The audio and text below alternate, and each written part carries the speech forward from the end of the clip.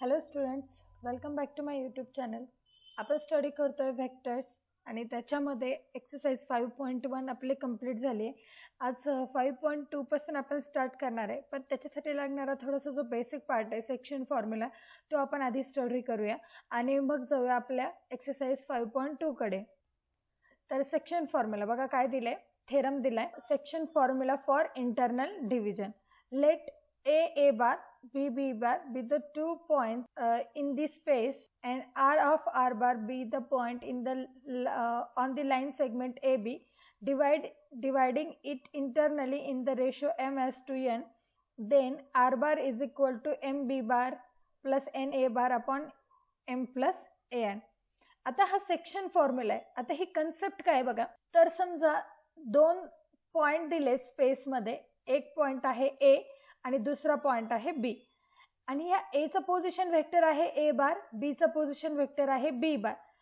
तर ते काय म्हणता येते की R bar be the any point on the line segment A B. R बार हा कुठला तरी एक पॉइंट आहे या लाईन सेगमेंट ए बी वर, हा असेल आर पॉइंट आणि याचा पोझिशन वेक्टर आहे आर बार. तर हा आर ह्या ए बी ला, हा आर ह्या ए बी ला काय करतो, डिवाइड करतो इंटरनली म्हणजे हा आर जो आहे ए आणि बी च्या मध्ये कुठेतरी लाय होतोय आणि तो ह्या ए बी ला डिवाइड करतो m:n रेशो मध्ये. याचाच अर्थ काय, ए पासून आर चं जेवढं डिस्टन्स असेल ते असणार आहे m आणि आर टू बी हे असणार आहे n. असं जर असेल तर आर बारचा जो पोझिशन वेक्टर आहे, आरचा जो पोझिशन वेक्टर आहे आर बार, हा आपल्याला असा लिहिता येणार आहे mb bar plus na bar upon m plus n. म्हणजे ह्या m ने ह्या b बारला मल्टिप्लाय करायचं, ह्या n ने a बारला मल्टिप्लाय करायचं आणि त्यांची addition divided bye m plus n. हा आहे सेक्शन फॉर्म्युला. याचं प्रूफ आपल्याला इथे दिलंय बघा. R with the point on the line segment A B such that A R B, R हा ए बीच्या कुठेतरी मध्ये आहे, त्याच्यामुळे हे पॉइंट कसे असतील A R B. And A R bar and R B bar are in the same direction. ह्या दोघांची ही डायरेक्शन काय आहे, तर ह्या दोघांची डायरेक्शन सेम आहे, ए आर बार आणि आर बी बार. असं जर असेल तर we can write as A R bar upon R B bar is equal to A R बारची व्हॅल्यू आहे m, R B bar that is n. तर क्रॉस मल्टिप्लिकेशन जर केलं तर हे येईल n into A R plus m into R B. इथे R bar हवंय. ओके, आता काय म्हटलंय बघा, M R B bar and n a r bar have the same direction and same magnitude. दोघांची डायरेक्शन आणि मॅग्निट्यूड काय सेम आहे. मग असं जर सेम असेल तर आपण काय लिहू शकतो, m r b bar is equal to n a r bar आणि त्याच्यानंतर r b bar हा कसा लिहिता येईल बघा. मी सांगितलं होतं आधी की b चा पोझिशन वेक्टर मायनस आर चा position vector that is B bar minus R बार, हा असा लिहू शकतो बघा. इथे या स्टेप मध्ये लिहिले.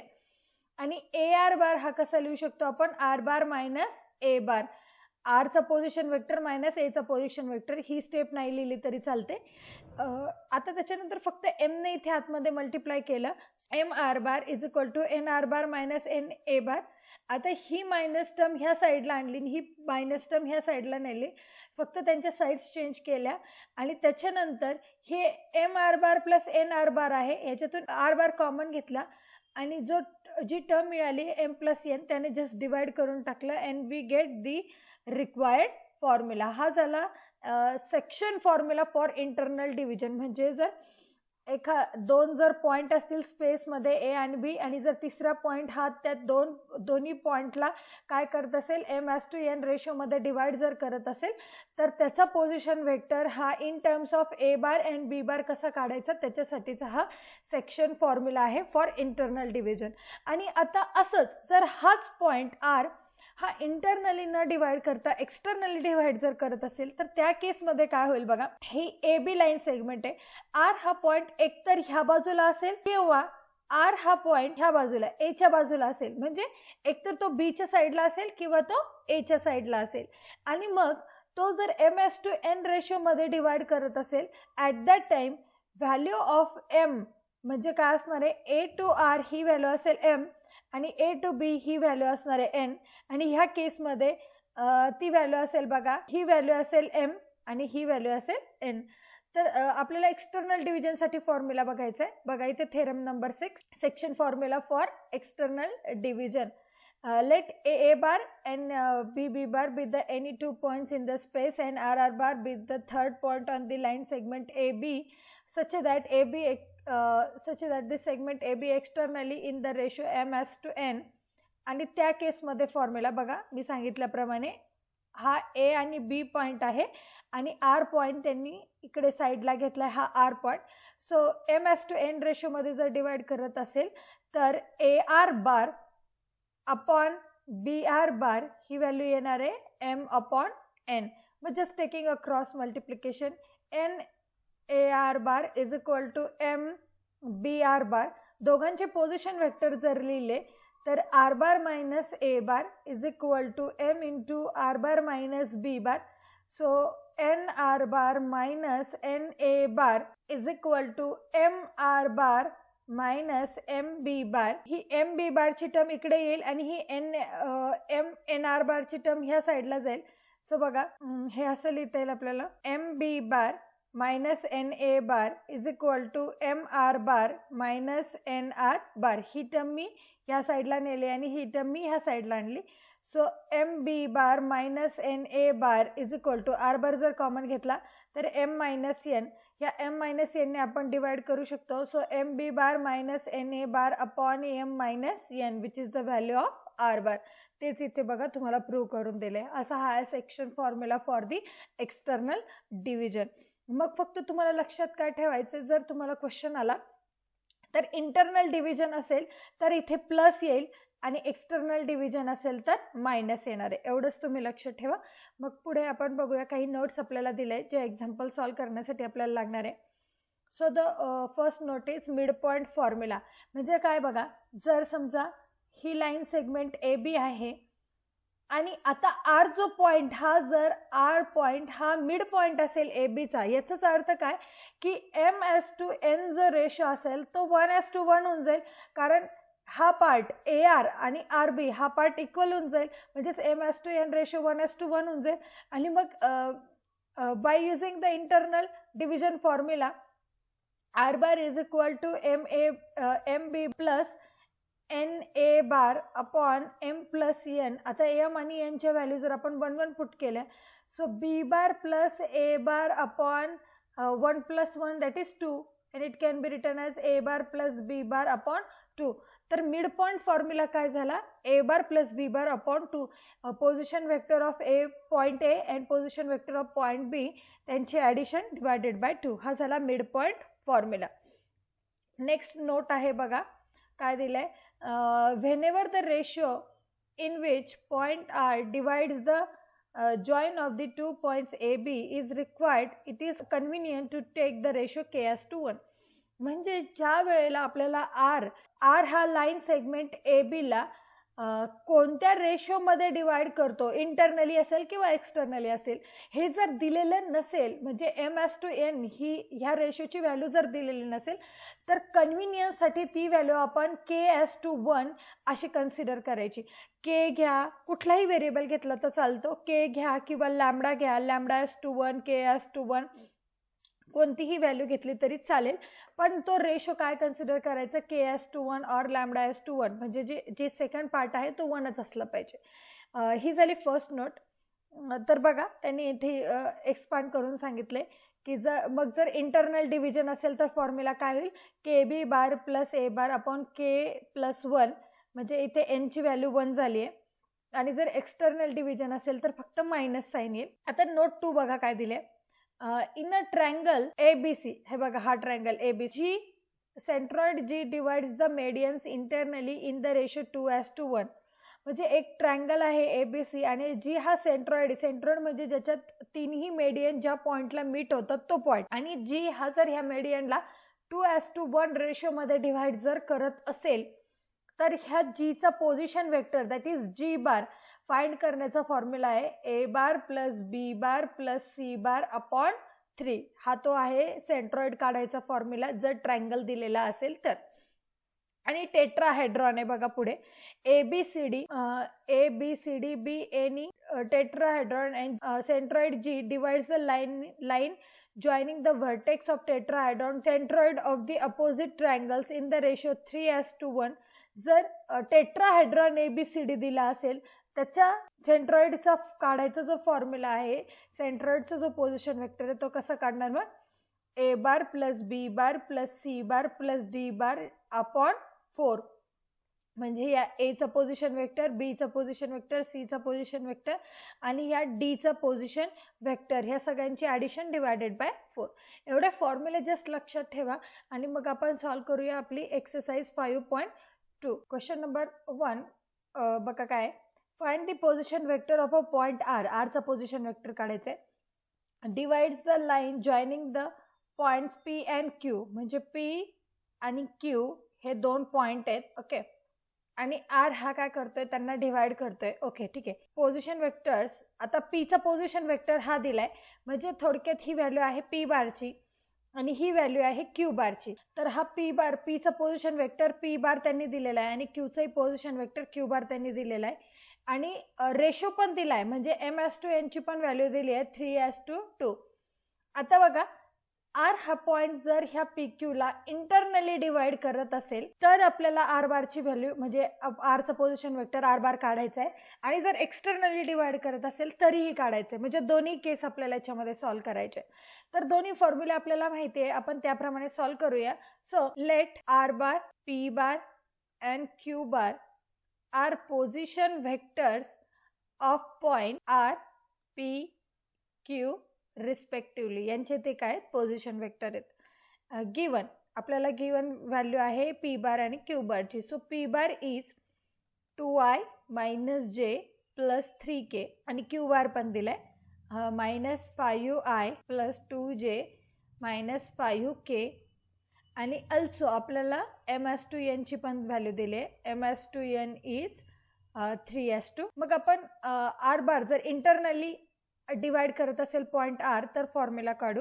First one, if R divides segment PQ internally in the ratio 3:2. जर तो इंटरनली डिवाइड करत असेल तर आपल्याला फॉर्म्युला माहिती आहे, R bar is equal to, आता MB बार होता, MB bar plus NA bar upon M plus N. फक्त B आणि A च्या ऐवजी आपल्याला P आणि Q घ्यायचं आहे.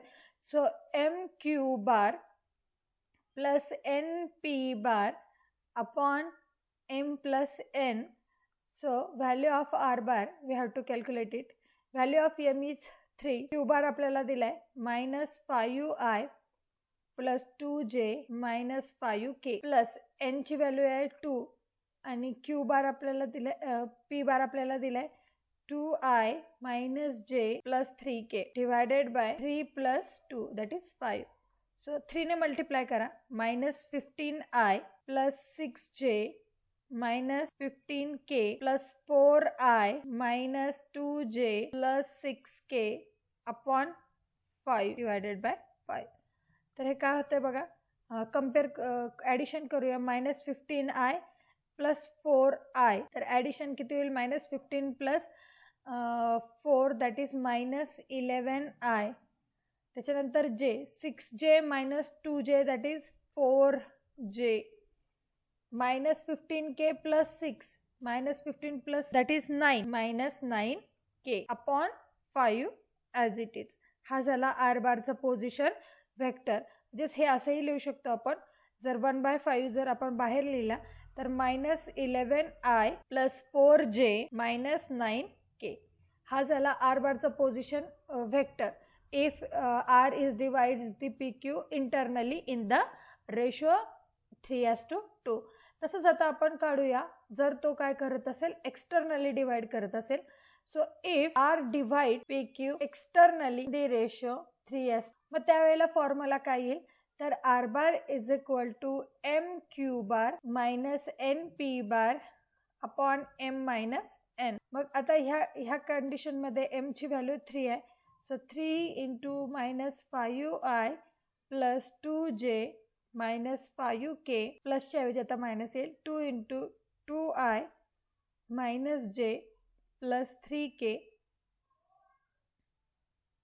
अपॉन 3 - 2. 3 - 2 that is 1. मग 5 3 जा 15 minus 15i plus 6j minus 15k minus 4i minus minus become plus 2j minus 6k and 3 minus 2 1 होतं, तू लिहायची गरज. So 15i minus 15i minus 4i म्हणजे झालं minus 19i plus 6 plus 2 that is 8j minus 15 minus 6 that is minus 21k. हा झाला r bar. r bar म्हणजेच point r चा position vector. Position vector of point r is minus 19i plus 8j minus 21k when it divides the line PQ externally in the ratio 3:2. असा झाला question number 1. जाऊया question number 2 कडे. बघा question number 2 काय. Find the position vector of a mid point of M joining the line joining the points L and N. जे L हा एक point आहे, दुसरा पॉइंट आहे N. त्यांची व्हॅल्यू दिली आपल्याला 7 minus 6 12. N दिलाय 5 4 minus 2 आणि M हा इंटरनली M हा मिड पॉइंट आहे या दोघांचा. मग मिड पॉइंट फॉर्म्युला माहिती आहे आपल्याला. काय सांगतो, a bar plus b bar upon 2 हा मिड पॉइंट फॉर्म्युला आहे. फक्त आता इथे a च्या ऐवजी l घ्यायचा आहे, b च्या ऐवजी n घ्यायचा आहे. सो मिड पॉइंट फॉर्म्युला काय येईल बघा. Mid point formula m bar is equal to l bar plus n bar upon 2 where l bar n bar and m bar are position vector. कुणाचे position vector आहेत हे, तर हे position vectors आहेत point L N and M respectively. यांचे ते position vector आहेत.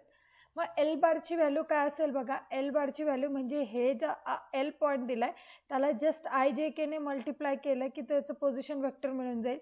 So 7i minus 6j plus 12k हा झाला L बार. सिमिलरली N बारची व्हॅल्यू असेल 5i plus 4j minus 2k. M bar काय, L bar plus N bar upon 2. So L बारची value आहे 7i minus 6j plus 12k plus 5i plus 4j minus 2k upon 2. So 7 plus 5 that is 12. 12i minus 6 plus 4 that is minus 2. 12 minus 2 that is 10 divided by 2. 2 ने सगळ्याला divide होईल. i minus j plus 5k. हा झाला M बार. M bar म्हणजे काय, the position vector of a point M. याचा हा position vector आहे पॉइंट M चा आणि हेच आपल्याला फाइंड करायला सांगितलं होतं. अगदी सोपा क्वेश्चन आहे. Question number point. If the points A, B and C are collinear then find the ratio in which the point C divides the line segment AB. ABC हे तिन्ही पॉइंट कोलिनियर आहे. Collinear आहे याचा अर्थ काय होतोय बघा की हा A पॉइंट आहे, हा B पॉइंट आहे. एकतर C इथे असेल और A B आणि हा C ह्या बाजूला असेल किंवा A B आणि C ह्या बाजूला असेल. म्हणजेच ही केस आहे इंटरनल डिव्हिजनची आणि ह्या दोन, ही एक आणि ही दोन, ह्या दोन्ही केस आहेत एक्सटर्नल डिव्हिजनच्या. म्हणजे सी हा पॉइंट एकतर इंटरनली ए बीला डिवाइड करत असेल किंवा एक्सटर्नली डिवाइड करत असेल, ते आपल्याला माहिती नाही. कोलिनियरचा अर्थ ते एकच रेषेमध्ये आहेत कुठेतरी. मग 3 पॉइंट दिले तर तिन्हीवरून त्यांची पोझिशन वेक्टर लिहिता येतील.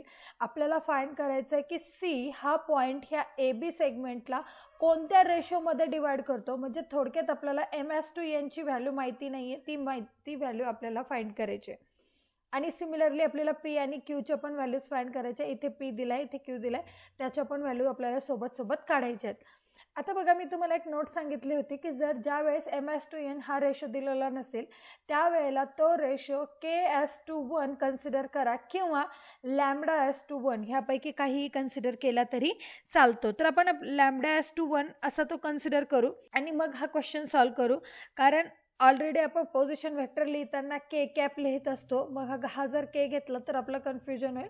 मग आपण λ/1 हा रेशो कन्सिडर करूया आणि मग हे एक्झाम्पल सॉल्व करूया. आणि आपल्याला हेही माहिती नाही आहे की सी हा इंटरनली डिवाइड करतो की एक्सटर्नली. तर आपण फॉर द कन्व्हिनियन्स आपण इंटरनल डिव्हिजनचा फॉर्म्युला यूज करू. जर λ/1 ची व्हॅल्यू लॅम्बडा एस टू 1, म्हणजे जर लॅम्बडाची व्हॅल्यू पॉझिटिव्ह आली तर हा सी काय होईल, ए बीला इंटरनली डिवाइड करेल, आणि जर लॅम्बडाची व्हॅल्यू निगेटिव्ह आली तर हा सी काय करेल, ए बीला एक्सटर्नली डिवाइड करेल. असं कन्सिडर करूया आणि मग सॉल्व्ह करूया हा question. A bar, B bar and C bar are position vector of point A, B and C respectively. मग ए बारची व्हॅल्यू काय बघा, ए बार इज 3i, जस्ट ह्या जे कोऑर्डिनेट्स आहे त्याला आय जे केने मल्टिप्लाय करा. 3i plus 0j plus P के. त्याच्यानंतर बी बार काय तर -i plus QJ plus 3k. C bar is -3i plus 3j plus 0. आता आपल्याला काय दिलंय, C divide line segment A B. Therefore consider म्हणूया, consider C divide line segment A B in the ratio lambda is to 1. ह्या ratio मध्ये तो divide करतो. याचाच अर्थ काय होतो बघा, bisection formula C bar is equal to lambda B bar plus A bar upon lambda plus 1. कारण ए ची value M is to N ची व्हॅल्यू आपल्याला फाइंड करायची की नाही, तर एम लॅम्बडा आहे आणि एन ची व्हॅल्यू 1 आहे, तर सेक्शन फॉर्म्युला असा चेंज होईल. मग आता फक्त आपल्याकडे सगळ्या व्हॅल्यू आहेत ते याच्यात पुट करूया. सी बारची व्हॅल्यू आहे -3i plus 3j plus 0k. 0 राहू देऊ आपण थोड्या वेळ. लॅम्बडा इंटू बी बारची व्हॅल्यू काय बघा, -i plus QJ plus 3k plus A bar किती आहे तर 3i plus 0j plus pk upon lambda plus 1.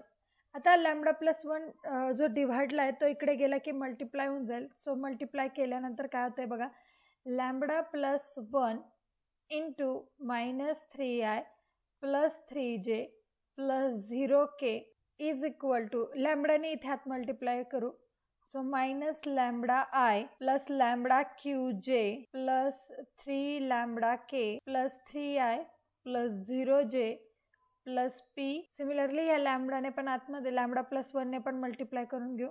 So -3 lambda i plus 3 lambda j आणि k तर 0च आहे, त्याला मल्टिप्लाय केलं तर 0च होऊन जाईल.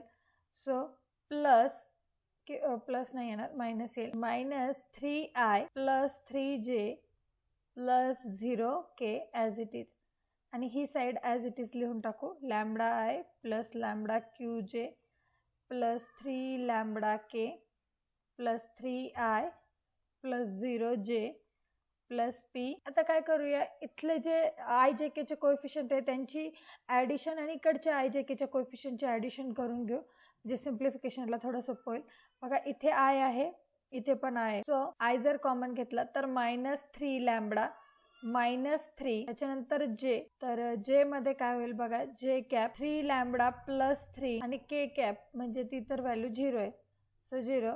ह्या साईडला बघा इथे लॅम्बडा आहे, इथे 3 आहे, minus lambda plus 3 into I cap, J चे coefficient plus lambda Q into J कारण 0 आहे, आणि third one 3 lambda plus P into K. आता दोन्ही साईडचे आय जे केचे कोएफिशियंट जर कम्पेअर केले, कंपेअरिंग आय जे केचे कोएफिशियंट जर कम्पेअर केले तर आपल्याला काय मिळणार आहे बघा, -3 lambda -3 is equal to minus lambda plus 3. इथला आयचा कोएफिशियंट आणि इथला आयचा कोएफिशियंट. त्याच्यानंतर second one 3 lambda plus 3 is equal to lambda Q, इथला जेचा कोएफिशियंट आणि इथला जेचा कोएफिशियंट, आणि last one is 0 is equal to 3 lambda plus P. तर ही जी पहिली व्हॅल्यू आहे याच्यावरून आपल्याला लॅम्बडा मिळू शकतो बघा, -3 lambda plus lambda is equal to 3 plus 3.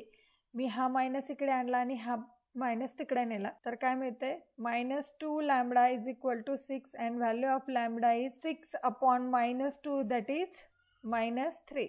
लॅम्बडाची व्हॅल्यू मिळाली -3. तर लॅम्बडा एस टू 1 आपण काय कन्सिडर केलं होतं, हा रेशो कन्सिडर केला होता. लॅम्बडाची व्हॅल्यू निगेटिव्ह आली आहे म्हणजेच काय की सी हा एक्सटर्नली डिवाइड करतो. Therefore C divide A B externally in the ratio, कोणता रेशो आला मग तो 3:1. -3 नाही घ्यायचं, 1 घ्यायचं, 3 घ्यायचं. का तर निगेटिव्ह का येतोय, कारण तो एक्सटर्नली डिवाइड करतोय म्हणून तो जो रेशो होता तो 3:1 आला. पहिल्या क्वेश्चनचा आन्सर झालं. आता सेकंड, व्हॅल्यू ऑफ पी आणि क्यू फाइंड करायचे. सो बघा इथे जर लॅम्बडाची व्हॅल्यू मी -3 टाकली तर 3 × -3 + 3 इज इक्वल टू -3 × q, 3 3 जा 9, -9 + 3 is equal to -3q, -9 + 3 that is -6 is equal to -3q, and q ची व्हॅल्यू येईल मग 6/3 that is q is equal to 2. तसंच 0 जर लॅम्बडाची व्हॅल्यू -3 पुट केली तर 0 is equal to -3 × 3 + p that is -9 + p and hence the value of p is 9. तर p मिळाला 9 आणि q मिळाला 2. लॅम्बडाची व्हॅल्यू मिळाली -3 दॅट इज रेशो मिळाला 3:1. असं झाला क्वेश्चन नंबर 3. जाऊया नेक्स्ट क्वेश्चनला. Question number 4, the position vector of a point A and B are, म्हणजे हा ए चा पोझिशन वेक्टर आहे आणि हा बी चा पोझिशन वेक्टर आहे. If the point C divides AB in the ratio 3:2, show that the position vector of C is this. म्हणजे C हा AB ला 3:2 जर रेशो मध्ये डिवाइड करत असेल आणि A आणि B चे पोझिशन वेक्टर दिले तर हा C चा पोझिशन वेक्टर आहे एवढंच आपल्याला शो करायचं आहे. A bar + 2B bar and A bar - 3B bar are position vector of point A and B, and similarly 3A bar - B bar R is position vector, किंवा ते नंतर लिहूया आपण. C divides, हे दिलंय आपल्याला, C divides AB in the ratio 3:2. मग असं जर असेल तर आपण इंटरनल डिव्हिजनचा फॉर्म्युला लिहूया. So C bar is equal to MB bar + NA bar upon M + N. पण इथे बी बार आणि ए बार म्हणजे जे पोझिशन वेक्टर ऑफ पॉइंट बी आणि ए दिले ते बी बार आणि ए बार न देता एक वेगळे त्यांनी फॉर्मॅटमध्ये दिले. ओके, आपण त्या व्हॅल्यूज पुट करूया. सो एम ची व्हॅल्यू आहे 3 × पोझिशन वेक्टर ऑफ बी काय A bar - 3B bar plus n × position vector of A काय 6A bar + 2B bar upon 3 + 2 that is 5. डिनॉमिनेटरला 5 येईल. 3 ने मल्टिप्लाय करा. 3A बार - 3 3 जा 9B बार, 2 आहे 2A, 12A बार + 4B बार, 15A बार - 5B बार upon 5. याच्यातून 5 common घेता येईल. 5 जर कॉमन घेतला तर 3A bar - B bar upon 5. 5 get cancel and we get 3A bar - B bar. आणि हे आपल्याला शो करायला सांगितलं होतं की show that the position vector of C is this, आणि हा काय मिळाला आपल्याला. Hence we get C bar is equal to 3A bar - B bar, that is C bar is position vector of point and hence the proof. खूप सोपा question होता. जाऊया next क्वेश्चनला. Question number 5, prove that the line segment joining the mid point of adjacent side of quadrilateral form a parallelogram. Line segment joining the midpoints of adjacent side of a quadrilateral. एक quadrilateral consider करूया. कोणताही quadrilateral असेल असा एक quadrilateral consider केला, त्याला आपण naming करूया. समजा हा आहे A, हा आहे B, हा आहे C आणि हा D. तुम्ही कुठल्याही शेपमध्ये काढू शकता. तुम्ही असा हवा तर तुम्ही असाही काढा, किंवा मग तुम्हाला हवा असेल तर असाही तुम्ही काढू शकता. जो तुम्हाला आवडेल त्या शेपमध्ये तो क्वाड्रिलॅटरल काढा, कारण आपल्याला फक्त क्वाड्रिलॅटरल त्यांनी सांगितलंय. त्याच्यानंतर काय दिलंय बघा. हा जो क्वाड्रिलॅटरल आहे ह्या प्रत्येक साईडची जी मिड पॉइंट आहेत, म्हणजे ए बीचा मिड पॉइंट, याचा मिड पॉइंट, याचा मिड पॉइंट आणि याचा मिड पॉइंट, हे मिड पॉइंट जॉईन करून जो तयार होतोय तो पॅरलेलोग्राम आहे असं प्रूव्ह करा. म्हणजे थोडक्यात हे जर 2 पॉइंट जॉईन केले, हे 2 पॉइंट जॉईन केले, ॲडजसंट साईडची जर मिड पॉइंट तुम्ही जॉईन केले तर ही जॉईन होणारी जी फिगर आहे ती पॅरलेलोग्राम आहे असं आपल्याला प्रूव्ह करायचं आहे. याला ह्या प्रत्येक मिड पॉइंटला मी नाव दिलं PQR आणि ES. तर बघा, म्हणजे आता आपल्याला प्रूव्ह काय करायचं आहे की PQ आणि SR, PQ bar and SR bar, Q bar is parallel to SR bar जर आलं, किंवा ही एक पेअर घ्या, किंवा मग PS bar is parallel to RQ bar, QR bar हे जर आलं, ह्या जर दोन साइड्स पॅरलल आल्या तर आपण काय म्हणू शकतो, तर जर अपोजिट साइड्स पॅरलल असतील तर तयार होणारी फिगर ही पॅरलेलोग्राम असते. म्हणजे आपल्याला प्रूव्ह काय करायचं, in short PQ bar is parallel to SR bar, किंवा ही पेअर प्रूव्ह करा किंवा ही पेअर प्रूव्ह करा, कोणतीही एक केली तरी चालते. तर आपल्याला हे जस्ट पॅरलल आहे असं प्रूव्ह करायचं आहे. ठीक आहे, आणि मग त्याच्यासाठी आपण व्हेक्टरची कन्सेप्ट यूज करणार आहे. तर बघा आपल्याला काय लिहिता येणार आहे, A bar, B bar, C bar, D bar, P bar, Q bar, R bar and S बार हे सगळे काय आहेत, आर पोझिशन व्हेक्टर्स आहेत. कुणाचे, of point A, B, C, D, P, Q, R, S respectively. ह्या सगळ्यांचे ह्या प्रत्येक पॉईंटचा हा पोझिशन व्हेक्टर आहे. आता काय सांगितलंय की P is mid point of AB. Similarly, Q is a midpoint of BC, R is a midpoint of DC, and S is a midpoint of AD. Therefore, by midpoint formula ने काय लिहिता येईल, P चा position vector is equal to A bar plus B bar upon 2. Similarly, Q bar can be written as B bar plus C bar upon 2. R bar can be written as C bar plus D bar upon 2. And S bar can be written as A bar plus D bar upon 2. असं मला लिहिता येणार आहे. आता मी PQ ची value काढते बघा. Consider PQ बार कसा लिहिता येईल, position vector of Q bar minus position vector of point Q minus position vector of point P.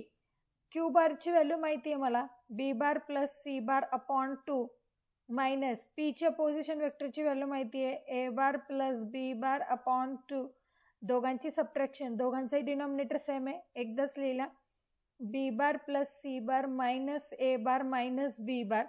बघा B बार कॅन्सल झाला आणि आपल्याला मिळालंय C bar minus A bar upon 2. He value आपण याला इक्वेशन 1 देऊया. ही व्हॅल्यू कोणाची मिळाली, PQ बारची. तसंच मी SR बारची व्हॅल्यू फाइंड करते. SR बार म्हणजे काय येईल, R bar minus S bar. Again R बारची व्हॅल्यू काय, C bar plus D bar upon 2 minus S bar किती आहे, A bar plus D bar upon 2. So C bar plus D bar minus A bar minus D bar upon 2. D bar cancel झाला आणि मिळालं C bar minus A bar upon 2. He value मिळाली SR बारची, equation number 2. आता equation number 1 आणि equation number 2 च्या hand side आहेत ते इक्वल आहेत. जर त्यांच्या राईट हँड साईड इक्वल असतील तर त्यांच्या लेफ्ट हँड साईड पण इक्वल येतील. देअरफॉर फ्रॉम 1 and 2 मधून काय म्हणता येईल की PQ bar is equal to SR bar. म्हणजे PQ आणि SR ह्या इक्वल आहेत याचाच अर्थ काय होतो, PQ bar is parallel to SR bar. मग जर ह्या दोन साइड्स पॅरलल असतील then quadrilateral PQRS is a parallelogram. हा काय होऊन जाईल, पॅरलेलोग्राम. तुम्ही हे सेम PS बार आणि QR बार साठी सुद्धा काढू शकता. हे सगळं प्रूफ त्या मेथडने सुद्धा तुम्ही सॉल्व्ह करू शकता. जाऊया नेक्स्ट क्वेश्चनला. नेक्स्ट क्वेश्चन काय बघा, D and E divides the side BC and CA of a triangle ABC. एक ट्रायंगल आहे ABC. सपोज हा ट्रायंगल आहे A, त्याच्यामध्ये D divides the BC. BC ला जो डिवाइड करतोय तो D आहे. ओके, इथे घेतला आपण D पॉइंट. आणि CA ला जो डिवाइड करतोय तो आहे point E in the ratio 2:3. म्हणजे 2:3 रेशो, म्हणजे ही जी साइड असेल ती 2 असेल, ही 3 असेल, हे 2 असेल, हे 3 असेल. तर ह्या लाईन जॉईन केल्या. बरं ठीक आहे. Find the position vector of the point of intersection of AD and B. AD आणि B यांचा इंटरसेक्शनचा पॉइंट, म्हणजे हा जो पॉइंट आहे त्याला समजा आपण नेम देऊया P. तर हा जो P पॉइंट आहे याचा आपल्याला फाइंड करायचा आहे position vector and the ratio in which the point divides the AD and B. Find the position vector of the point, म्हणजे पीचं पोझिशन वेक्टर पण फाइंड करायचं आणि तो कोणत्या रेशोमध्ये ह्या एडी आणि बीला डिव्हाइड करतोय, म्हणजे त्यांचा तो जो डिव्हाइड करण्याचा जो रेशो आहे तो पण आपल्याला फाइंड करायचा आहे. तर पीचं पोझिशन वेक्टर काढायचं आहे आणि दुसरं तो कोणत्या ह्याच्यात डिव्हाइड करतो ते पण आपल्याला काढायचं आहे. ठीक आहे, मग आपण काय करूया, जे रेशो दिलेत की काय करतोय, डी हा 2:3 पॉईंटमध्ये डिवाइड करतोय, याचा यूज करू. तर फर्स्ट आपण काय लिहून घेऊ, A bar, B bar, C bar, D bar, E bar and P bar. हे काय, तर सगळे पोझिशन वेक्टर आहेत of point A, B, D, E and P respectively. या सगळ्यांचे ते पोझिशन वेक्टर आहेत. आता काय म्हटलंय, D divide B C in the ratio 2:3. 2:3 या रेशो मध्ये तो काय करतो, त्याला डिवाइड. ठीक आहे, म्हणजेच आपल्याला असं लिहिता येईल, D bar is equal to 2 into C bar plus 3 into B bar upon 2 plus 3. म्हणजेच डी बारची व्हॅल्यू झाली 2c bar plus 3b bar upon 2 plus 3 that is 5. ही डी बारची व्हॅल्यू झाली. याला इक्वेशन 1 देऊया. आणि अजून काय सांगितलंय की E divide C A in the ratio 2:3. म्हणजे ई बारची व्हॅल्यू पण काय मिळणार आहे आपल्याला, E bar is 2 into A bar plus 3 into C bar upon 2 plus 3 that is E bar is equal to 2A bar plus 3C bar upon 2 plus 3 that 5. This is suppose equation number 2. किंवा मग असंही करू शकतो आपण, ह्या 5 ने जर multiply करून घेतलं तरी चालेल. म्हणजे असं लिहा, 5D bar is equal to 3C bar 2C bar plus 3B bar असं लिहा आणि याला इक्वेशन नंबर 1 द्या.